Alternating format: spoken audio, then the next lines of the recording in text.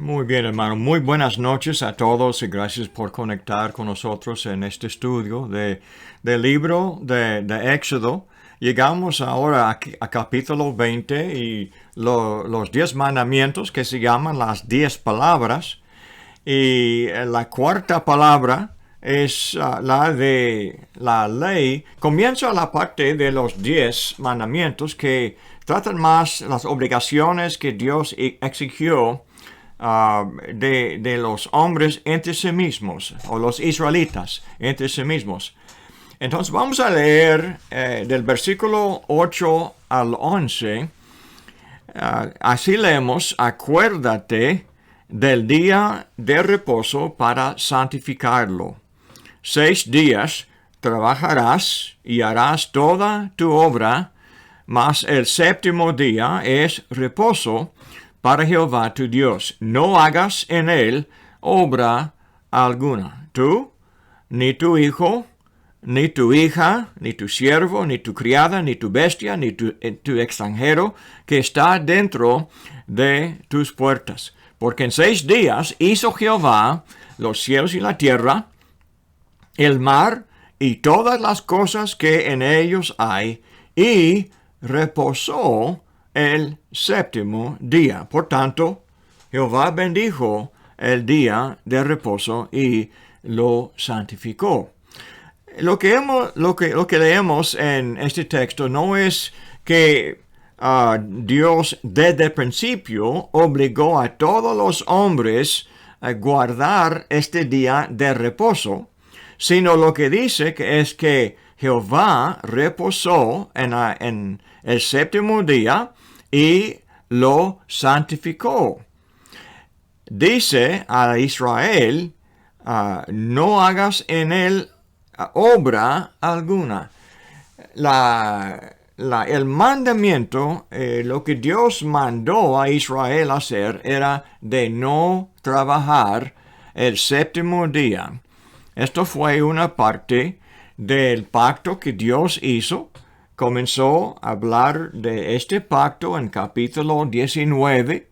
Llegamos ahora a estos 10 mandamientos. Son las partes que obligó Dios a Israel cumplir para mantener este pacto que Dios hizo con ellos. En el último siglo, la Iglesia Adventista del séptimo día comenzó a enseñar que debemos de continuar observando este mandamiento. Dicen que los 10 mandamientos que Dios dio a Israel eran 10 leyes de Dios, apartes de las leyes de Moisés que obligó a ellos como la nación de Israel. Ese es el argumento que hace. La verdad es que comenzaron a enseñar eso cuando Elena White reclamó ser profetisa de Dios. Ellos fueron una parte del movimiento de William Miller. William Miller fue un hombre en los 1800, ¿cómo fue? En el medio del siglo, que comenzó a juntar un grupo de seguidores. Les declaró que Cristo iba a venir en el año 1880 o 81, no me acuerdo, pero cuando Jesús no vino en aquel año, dijo tal vez hizo un error en sus calculaciones y sería el próximo año. Entonces todos estaban listos y preparados para recibir a Cristo el próximo año y no llegó. Entonces el movimiento de William Miller casi se deshizo por el fracaso de su interpretación de las profecías de la Biblia. Se quedó entonces de alguna manera un falso profeta. Elena White fue uno de los seguidores de él, y ella y con su esposo, los dos, y no me acuerdo el nombre de él, pues así es, los nombres de las mujeres duran más que los de los hombres. Pero de todos modos, ella declaró que recibió. Cuando los pocos que quedaron siguieron así en sus su creencia en el Espíritu Santo y los dones, estaban como una clase de reunión pentecostés, dijo que recibió una revelación de Jehová, una visión de este mandamiento con la luz de Dios alumbrándolo, declarando que el fracaso de las iglesias era de no guardar el séptimo día. Entonces comenzaron ellos a congregarse el séptimo día y rendir culto a Jesús por causa de esta revelación. Y después comenzaron a formular o crear argumentos para apoyar su práctica. Un argumento que hicieron, y vamos a tocar algunos de estos argumentos en el estudio de hoy. La pregunta queda entonces, ¿podemos comer carne de cerdo?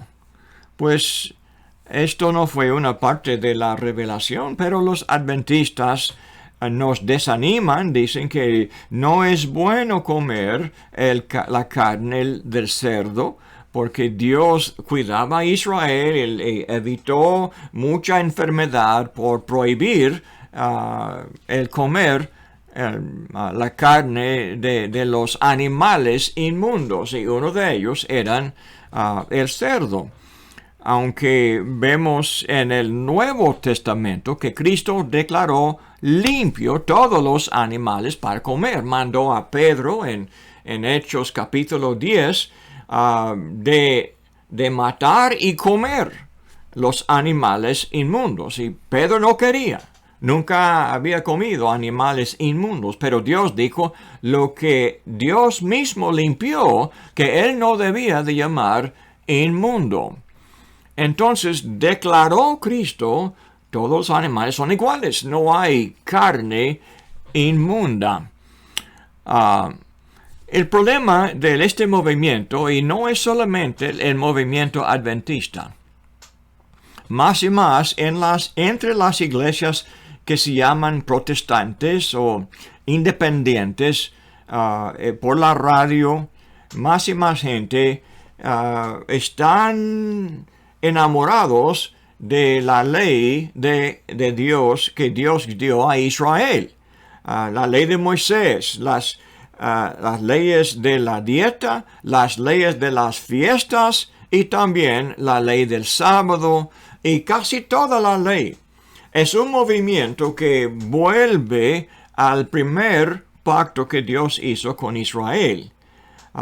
En el Nuevo Testamento, esto condenó el apóstol Pablo en Gálatas 2, cuando Pedro, de su debilidad, terminó de comer con los gentiles. Y ve conmigo, aquí tenemos una palabra interesante en el Nuevo Testamento. Me gusta la Reina Valera en la traducción que se usa aquí en Gálatas 2:14, hablando de el comportamiento de Pedro. Dice, pero cuando vi que no andaban rectamente conforme a la verdad del Evangelio, dije a Pedro delante de todos, si tú, siendo judío, vives como los gentiles y no como judío, ¿por qué obligas a los gentiles a judaizar? Este movimiento era movimiento de los judaizantes y entró mucho en la Iglesia Católica, mucha mezcla del judaísmo con el Evangelio y muchas tradiciones de ellos, y después de ellos una secta de ellos en la Siria. Yo creo que fue el origen del movimiento de Islam y los musulmanes. Entonces ellos también tienen la dieta parecida y tienen, aunque no aceptan el séptimo día como día de descanso, tienen el penúltimo. Ellos quieren tener su propia ley, pero quieren la misma clase de ley, quieren imitar.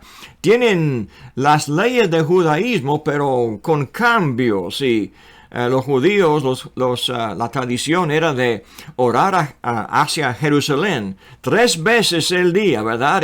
Pero ellos iban a superar a los judíos. 5 veces tenían que rodearse y orar hacia Jerusalén, pero cambiaron Jerusalén últimamente a Meca. Yo creo que a Petra primero y después a Meca. Muchos cambios, pero fue un deseo de guardar los elementos de judaísmo. Pero preguntamos, ¿podemos ofrecer sacrificios de animales hoy? ¿Por qué no? No lo hacemos. También es parte de la ley antigua, el primer pacto. Pero Hebreos 9 habla de cómo la sangre de los animales, capítulo 10, 4, no puede hacer nada. Entonces solamente la preciosa sangre de Cristo nos limpia del pecado.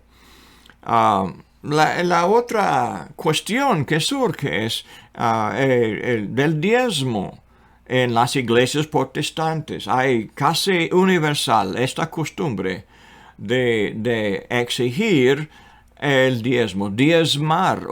Algunas iglesias obligan a sus miembros poner aparte su diezmo y le envían cartas exigiendo el pagar el diezmo en cada iglesia.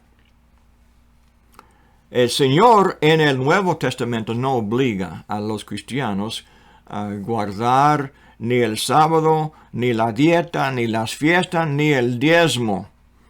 Tampoco el usar los instrumentos mecánicos de música. Ahora otra vez, casi universal en las iglesias de hoy, usan, porque más y más las iglesias se mueven hacia el judaísmo y la corrupción del evangelio. Por lo tanto, este estudio es muy importante, hermanos. Vamos a hablar de la naturaleza de lo que acabamos de leer. Parece que porque dice aquí que en Génesis 2, versículos 2 y 3, que Dios santificó el séptimo día cuando descansó aquel día. ¿Okay? Pero ¿cómo fue la práctica? ¿Qué es lo que Dios obligó a Adán y a Noé y a Abraham? Tenemos ningún ejemplo, ninguna sugerencia que nadie guardaba este día como día de reposo. En todos los años antes de este momento de Éxodo, comenzando en capítulo 16, cuando Dios obligó a Israel a descansar. Déjame leer ahora de Deuteronomio capítulo 5, el versículo 15. Déjame comenzar en el versículo 12, aquí de en Deuteronomio tenemos un nombre, es el nombre griego del libro, el quinto libro de la ley de Moisés, el quinto libro. Deutero es el número 2. Entonces, por segunda vez, Dios, por este sermón de Moisés, presentó las 10 palabras o los 10 mandamientos, pero la versión aquí nos da un poco más información acerca del propósito de esta ley. Lea conmigo. Dice, guardarás el día de reposo para santificarlo, como Jehová tu Dios te ha mandado. 6 días trabajarás y harás toda tu obra, mas el séptimo día es reposo a Jehová tu Dios. Ninguna obra harás tú, ni tu hijo, ni tu hija, ni tu siervo, ni tu sierva, ni tu buey, ni tu asno, ni ningún animal tuyo, ni el extranjero que está dentro de tus puertas, para que descanse tu siervo y tu sierva como tú. Ahora, el 15. Acuérdate que fuiste siervo en tierra de Egipto. Siervo es esclavo, ¿ok? Eran esclavos en Egipto. Dice, y que Jehová tu Dios te sacó de allá con mano fuerte y brazo extendido, por lo cual Jehová tu Dios te ha mandado que guardes este día de reposo. Entonces, aquí tenemos por lo cual, por lo tanto, por esta razón dice que Jehová te ha mandado que guardes este día de reposo.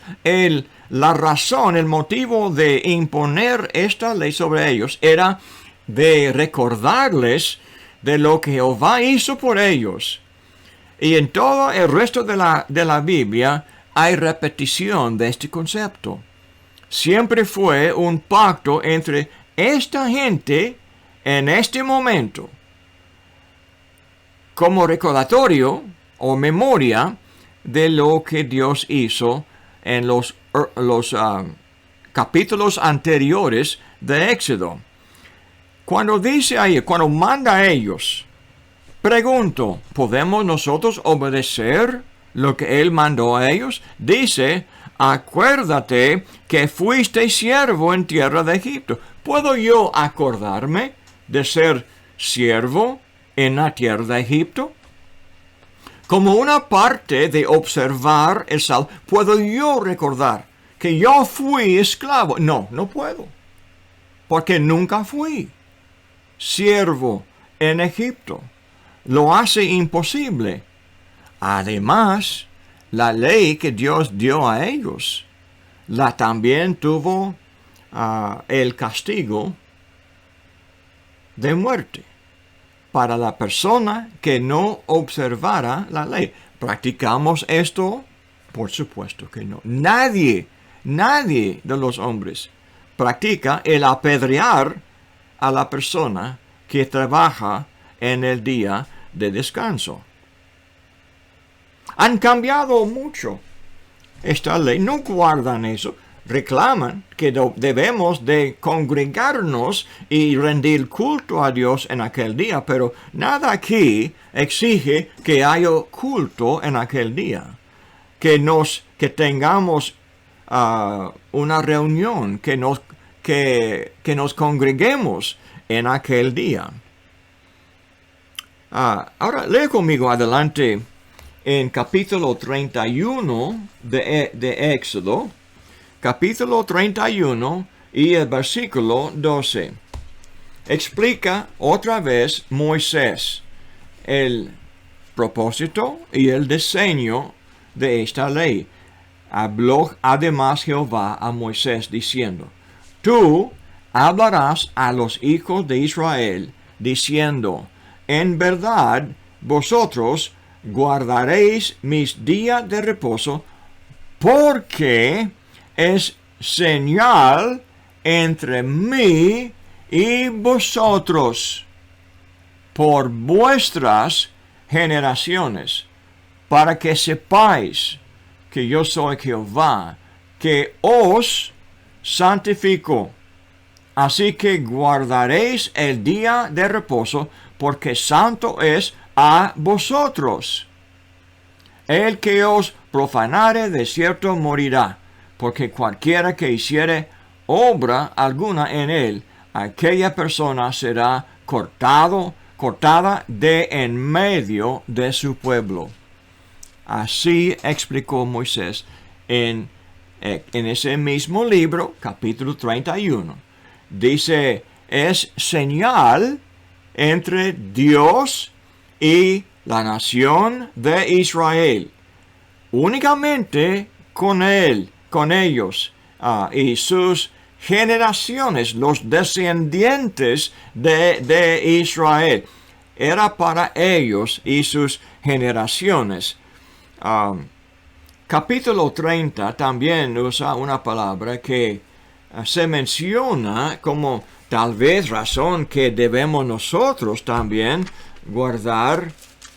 Dice capítulo 30, el versículo 6, dice, lo pondrás delante del velo que está junto al arca del testimonio, delante del propiciatorio que está sobre el testimonio, porque me encontraré contigo, etc. Déjame leer hasta el versículo 10. El versículo 8, y cuando Aarón encienda las lámparas al anochecer, quemará el incienso, rito perpetuo delante de Jehová por vuestras generaciones. Otra vez dice, un rito perpetuo sería quemar incienso. Igual al guardar y por sus generaciones después.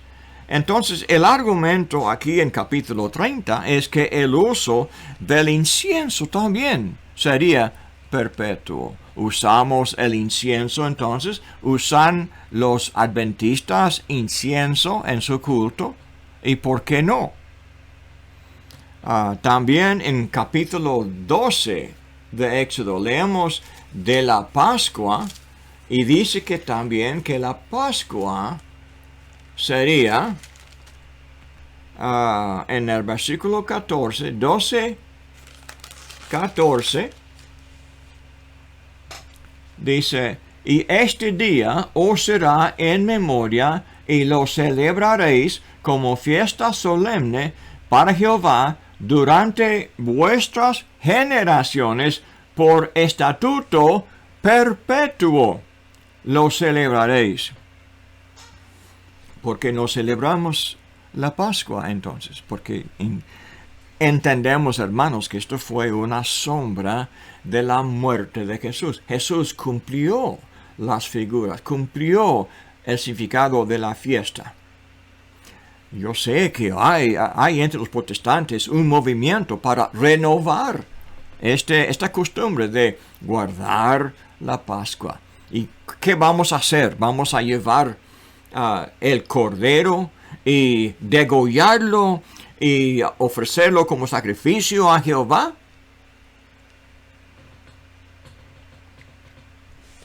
El concepto del perpetuo habla de la edad, la época. Esto pertenece a la época de ellos. Vemos aún con más claridad en Hebreos 7 el significado. Eso también dice que el sacerdocio en Números 25:13 sería un sacerdocio para siempre, que Dios iba a hacer a los levitas de la familia de Aarón un sacerdocio para siempre. Pero aquí leemos en Hebreos 7 que Cristo cambió el sacerdocio y también terminó con la ley y nos dio otra ley que cambió el sacerdocio. Dice el 11, si pues la perfección fuera por el sacerdocio levítico, porque bajo él recibió el pueblo la ley, ¿qué necesidad habría aún de que se levantase otro sacerdote según el orden de Melquisedec? Esto se refiere a Salmo 110.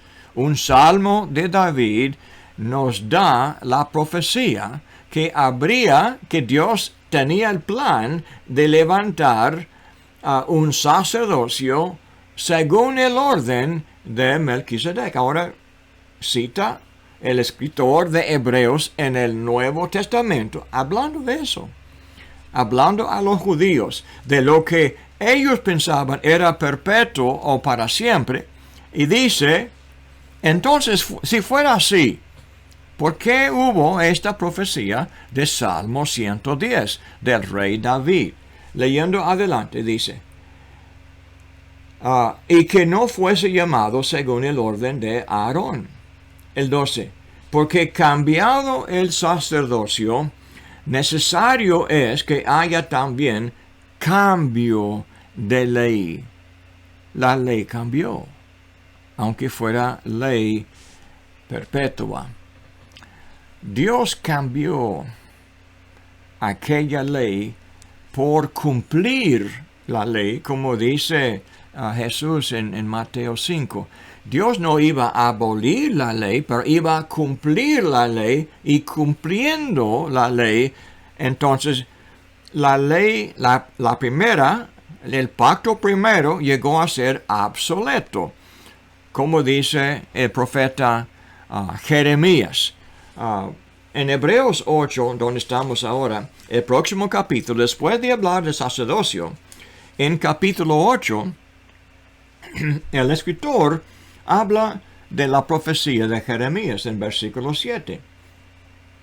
Dice, porque si aquel primero hubiera sido sin defecto, ciertamente no se hubiera procurado lugar para el segundo, porque reprendiéndolos dice, he aquí, vienen días, dice el Señor, en que estableceré con la casa de Israel y la casa de Judá un nuevo pacto, no como el pacto que hice con sus padres, el día que los tomé de la mano para sacarlos de la tierra de Egipto, porque ellos no permanecieron en mi pacto, y yo me desentendí de ello, dice el Señor, por lo cual este es el pacto que haré con la casa de Israel. Después de aquellos días, dice el Señor, pondré mis leyes en la mente de ellos, y sobre su corazón, dice, las escribiré, y seré a ellos por Dios, y ellos me serán a mí por pueblo. Y ninguno enseñará a su prójimo, ni ninguno a su hermano, diciendo, conoce al Señor, porque todos me conocerán, desde el menor hasta el mayor de ellos, porque seré propicio a sus injusticias. Y nunca más me acordaré de sus pecados y de sus iniquidades. Ahora, la conclusión que hace el escritor profeta de Hebreo, dice el 13, al decir nuevo pacto, ha dado por viejo al primero, y lo que se da por viejo y se envejece está próximo a desaparecer. Entonces, ¿de qué? ¿De qué se habla? El nuevo, y ahora, por lo tanto, llamamos de Génesis hasta Malaquías el Antiguo Testamento, el Antiguo Pacto, porque este versículo dice, ahora tenemos un nuevo pacto en Cristo que hizo al primero próximo a desaparecer. Ahora, ¿de qué habla? Este término nuevo pacto se encuentra también en 2 de Corintios, el capítulo 3. Dice aquí en 2 de Corintios 3, leyendo ahora de versículo 6,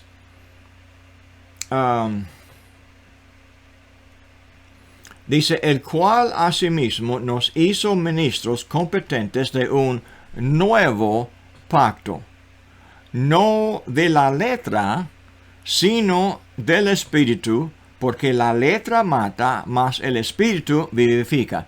En la ignorancia moderna de las iglesias, mal usan este versículo, lo ponen aparte, y dicen ellos que el significado de que la letra mata, habla de de obedecer a Dios estrictamente conforme a la letra de la ley. Así hablamos hoy día. Es la forma de hablar moderna por una ignorancia acerca de lo que significa este versículo. Y también la predicación de los antinomianos, los que están en contra de imponer la ley de Cristo hoy día. Pero lea adelante en este contexto, versículo 7, nos explica. Y si el ministerio de muerte, ¿de qué habla? El ministerio de muerte. Esto de lo que mata, la letra mata. ¿Cuál es la letra que mata? Dice, este ministerio de muerte grabado con letras en piedras. Fue con gloria, tanto que los hijos de Israel no pudieron fijar la vista en el rostro de Moisés, a causa de la gloria de su rostro, la cual había de perecer. La gloria del primer pacto, de las dos tablas inscritas, las letras de las dos tablas, dice, grabadas con letras en piedras. ¿Qué significa letra? La letra habla de los 10 mandamientos. Dice que habían de perecer. El antiguo pacto. El nuevo pacto tomó el lugar de los 10 mandamientos y todo el resto de la ley. Leyendo, hermanos, hay mucha ignorancia, pero lee con cuidado. Desde de Mateo hasta Apocalipsis, la ley, el término la ley se refiere de todos los escritos desde Génesis hasta Malaquías. Los salmos se citan como la ley. El libro de Números se llama la ley. Hay referencia a varios lugares en el antiguo pacto. Todo se llamaba la ley. Y esto fue el significado. El problema del argumento que hacen los adventistas de hoy es que cuando habla de los 10 mandamientos es la ley de Dios. Y los demás de las demás se llaman las leyes de Moisés. Y esto es pura ignorancia, porque leyendo con cuidado todo el Antiguo Testamento, vemos Nehemías 8, tenemos la ley de Dios y la ley de Moisés intercambiablemente. Esdras 7, versículo 6 y versículo 12, intercambiablemente. Primero de Reyes 8, Malaquías 4. Tenemos esta terminología. La Biblia no sabe nada de este concepto de la ley de Dios y la ley de Moisés, o lo que ellos llaman la ley ceremonial, que sería la ley de Moisés, y la ley moral, hablando de los 10 mandamientos. Esto es completamente la fabricación de los teólogos modernos que enseñan ignorancia, y la gente sin saber mejor, sin leer la Biblia, le siguen. Guías ciegos guiando a los ciegos, y ambos caerán en el hoyo porque sacan malas conclusiones de lo que han leído aquí en algunos versículos en Éxodo capítulo 20.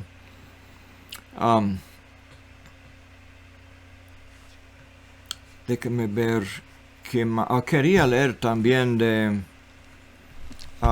Nehemías 8. Déjame leer de Nehemías 9, perdón.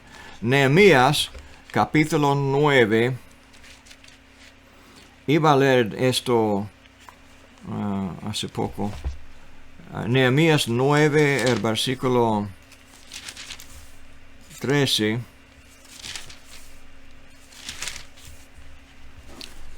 Aquí leemos.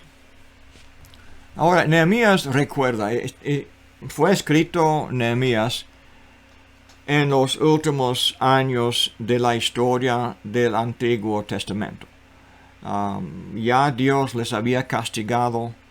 Después de los 1000 años de historia ya les llevó a la tierra de Babilonia, les castigó 70 años, después les devolvió a su tierra y envió a Nehemías para ayudarles a comenzar de nuevo, a hacer de nuevo el templo, a hacer de nuevo los muros alrededor de la ciudad. Ahora también Nehemías les recuerda de su preciosa historia y dice en el versículo 13: y sobre el monte de Sinaí descendiste y hablaste con ellos desde el cielo y les diste juicios rectos, leyes verdaderas y estatutos y mandamientos buenos, y les ordenaste el día de reposo santo para ti, y por mano de Moisés tu siervo les prescribiste mandamientos, estatutos y la ley. Dios reveló por primera vez esta práctica conforme a lo que dice Nehemías aquí. Los reveló, los ordenó por primera vez esta práctica, esta costumbre de guardar el día de reposo.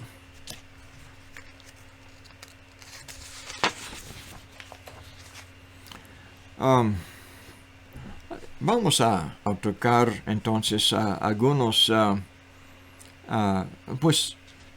argumentos, yo creo que son muy serios en el Nuevo Testamento.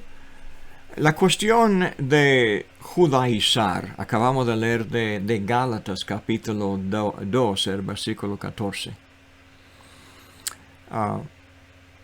La razón por el celo del apóstol Pablo en corregir al apóstol Pedro por su hipocresía delante de todos, dice, porque era por condenar. Dios le iba a condenar por la práctica de judaizar, de imponer de nuevo la ley de Moisés, porque la consecuencia sería de dividir los judíos de las naciones del mundo. Hermanos, esto fue el carácter de la ley de Moisés. Dios separó a Israel de las demás de las naciones. La palabra gentil en la Biblia traduce este concepto de las naciones. Aquí está Israel y las naciones. Israel y las naciones. Dios no quería que ellos comieran con ellos porque ellos comían comida inmunda. Ellos mismos eran inmundos al tocarles a ellos. Entonces, no hubo mezcla entre los judíos y los gentiles conforme al sistema. Y en los días de Jesús, esta división fue bien fuerte. Pero el plan de Dios, cuando Jesús vino, fue de quitar esta barrera y reconciliar todos en un solo cuerpo. Entonces lee conmigo Efesios capítulo 2. Efesios, el capítulo 2. Por esta razón, Pablo no hizo arreglo, no se rindió nada, ni una palabra a ellos, porque este tema fue tan importante. Dijo, entonces, déjenme comenzar en el versículo 13. Pero ahora en Cristo Jesús, vosotros que en otro tiempo estabais lejos, habéis sido hechos cercanos por la sangre de Cristo. Lejos, estaba hablando de los gentiles, las naciones, todos los no judíos, todos los que eran inmundos conforme al sistema antiguo. Ahora dice, pero, otra vez dice, habéis sido hechos cercanos por la sangre de Cristo, porque Él es nuestra paz, que de ambos pueblos hizo uno, derribando la pared intermedia de separación. Ahí está el punto clave. La separación. El evangelismo, hermanos, no puede funcionar si hay barreras, si hay judaísmo, si hay estas reglas que separaban los pueblos, sembraba el racismo. Dios no iba a permitir más de esta actitud.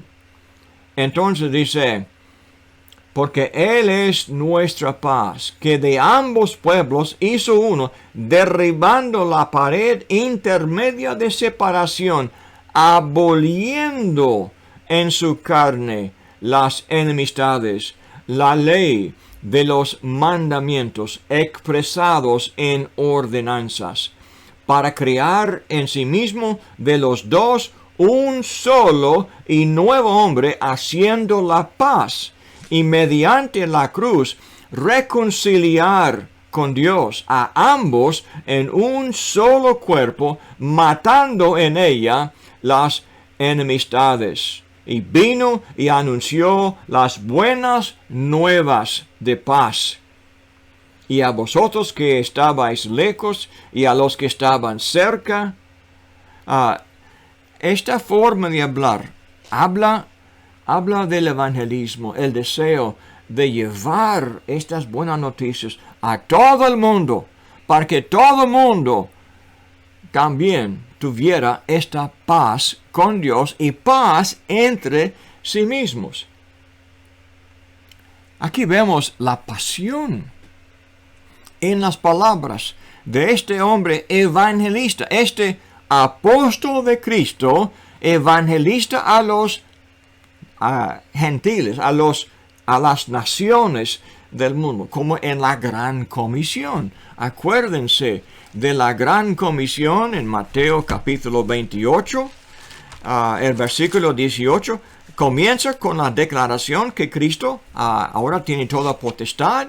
Dice, me es dada en el cielo y la tierra.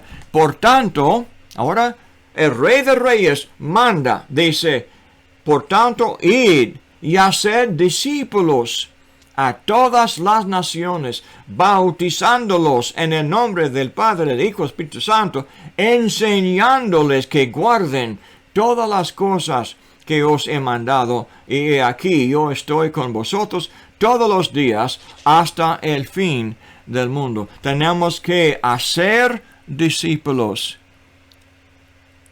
Esto es los que estudian, los que son entregados a las enseñanzas de Cristo. Y después de bautizarles, seguir enseñándoles que guarden todas las cosas que Cristo los mandó a los apóstoles. Esto es la gran comisión. El judaísmo fue impedimento en aquel día y hasta hoy sigue siendo. La confusión de los que mezclan las leyes de Moisés y dejan entonces una mala interpretación de la palabra ley en la ley de Cristo. Y los protestantes hoy, cuando hablan de lo que escribió Pablo acerca de la ley de Moisés, y dice, esto se refiere a cualquier ley de Dios, cualquier ley de Cristo, entonces no tenemos ley en Cristo, dicen ellos, y todo lo que dicen al contrario se llaman legalista. Hermano, tanta confusión. Todo por el deseo de mezclar los dos pactos y de judaizar. Ha sido una fuente de mucho desorden. Volviendo a Gálatas, ahora leyendo del capítulo 4, el versículo 8, dice, ciertamente en otro tiempo, no conociendo a Dios, servíais a los por naturaleza, no son dioses. Mas ahora conociendo a Dios, o más bien, siendo conocidos por Dios, ¿Cómo es que os volvéis de nuevo a los débiles y pobres rudimentos a los cuales os queréis volver a esclavizar? ¿De qué habla? En el contexto, hermanos, está hablando de volver a esta clase de sistema muerta de judaísmo. Dice versículo 10, guardáis los días, los meses y los tiempos y los años. ¿Guardar? ¿De qué habla? Guardar días. ¿Cuáles días? El séptimo día. Los meses del sacrificio de la nueva luna. De los años, dice, hablando de tres fiestas anuales. Y dice, me temo de vosotros que haya trabajado en vano con vosotros. Es conforme a lo que dice Pablo, trabajar en vano en ellos si ellos volvieran al sistema de judaísmo, de guardar el sábado, de guardar la nueva luna, de guardar la fiesta de la Pascua y la fiesta de los tabernáculos y la fiesta de las semanas, el Pentecostés. Dice, os ruego, hermanos, que os hagáis como yo, porque yo también me hice como vosotros, ni ningún agravio me habéis hecho. Y también Colosenses, déjame leer de Colosenses, también Colosenses muy fuertemente, Pablo condena a los judaizantes, porque Colosa estaba muy lejos de Jerusalén, pero la sinagoga de los judíos y ellos de Jerusalén entraban en las iglesias mezclando sus enseñanzas, imponiendo estas costumbres del fariseísmo, del asceticismo de ellos, de las tradiciones de los ancianos de ellos, que se llama la Mishnah y después el Talmud, imponiendo estas cosas. Y dice en Colosenses el capítulo 2, versículo 16, dice un poco antes, el 13, y a vosotros estando muertos en pecados y en la incircuncisión de vuestra carne, os dio vida juntamente con él, perdonándoos todos los pecados. Los circuncisos eran no solamente los gentiles, pero también los judíos que rechazaban la enseñanza de Cristo Jesús. Les llamaba incircuncisos de corazón, aunque físicamente se jactaban de su circuncisión. Ahora dice el 14, hablando directamente a ellos, pero también a los gentiles que eran discípulos o escuchaban esta mala enseñanza de ellos. Dice, anulando el acta de los decretos que había contra nosotros, que nos era contraria, quitándola de en medio y clavándola en la cruz. ¿De qué habla? ¿Cuál es el sistema de que podía ser el contexto? Obviamente, hermanos, habla de la ley de Moisés y el sistema que los judíos imponían en las iglesias. Clavándola en la cruz, dice lo que Jesús dijo cuando murió en la cruz, clavó en la cruz la ley de Moisés. Y dice el 15, y despojando a los principados y las potestades, los exhibió públicamente, triunfando sobre ellos en la cruz. Cuando habla de las potestades y los principados, en Efesios esto se aplica a los demonios. Las doctrinas de los judíos incrédulos se declaran aquí como doctrinas de los demonios, la influencia de los enemigos de Cristo. Pero se vestían de la santidad del judaísmo. Entonces, versículo 16, declara con mucha claridad la aplicación de su rechazo del sistema antiguo. Dice, por tanto, nadie os juzgue en comida. ¿Y quién le juzga? ¿Quién es que juzgaba a quién en cuanto a la comida? ¿No fueron los judíos que querían guardar la dieta del Antiguo Testamento de no comer cerdo y de todos los animales inmundos? Dice que nadie os juzgue en comida o en bebida o en cuanto a días de fiesta. ¿Y la Pascua? Como ya hemos mencionado. La luna nueva, como dijo en los meses en Gálatas. Y otra vez, y días de reposo. Nadie os juzgue en no guardar el día del reposo. Así habló Pablo aquí en Colosenses 2:16.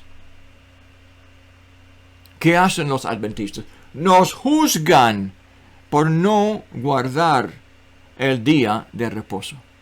Al contrario de la palabra escrita aquí en la Biblia. Ahora declara, todo lo cual es sombra de lo que ha de venir. Este lenguaje se encuentra en Hebreos capítulo 8, 9 y 10.